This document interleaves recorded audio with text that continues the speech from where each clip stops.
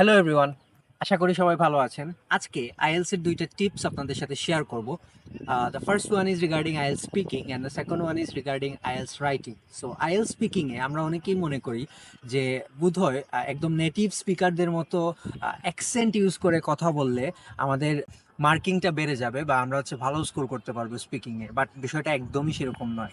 বিষয়টা হচ্ছে আপনি যখন জোর করে আহ, আপনার অ্যাকসেন্ট আনতে চান তখন আসলে বেশ কিছু প্রবলেমস ক্রিয়েট হয় এবং জিনিসটা আর্টিফিশিয়াল হয়ে যায়। সো এই জন্য কখনোই জোর করে অ্যাকসেন্ট ইউজ করার ট্রাই করবেন না। এর চেয়ে বেটার হয় আপনি ন্যাচারালি যেভাবে কথা বলেন সেভাবে কথা বলবেন।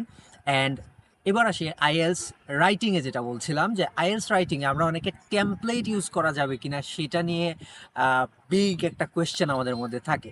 সো এইটার জন্য আমি বলবো যে টেমপ্লেট আসলে কাদের প্রয়োজন বা কারা ইউজ করতে পারবে।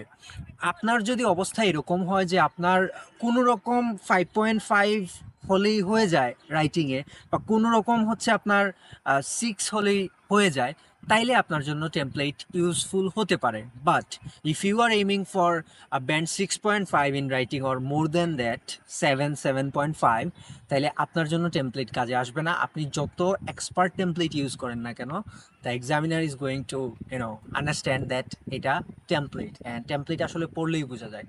সো মেক শিওর আপনি ভালো স্কোর করতে চাইলে আপনি টেমপ্লেট অ্যাভয়েড করবেন, বুঝে লিখবেন, সেন্টেন্স মেকিংয়ের উপর কাজ করবেন, সেন্টেন্স স্ট্রাকচারের উপর কাজ করবেন। Thank you.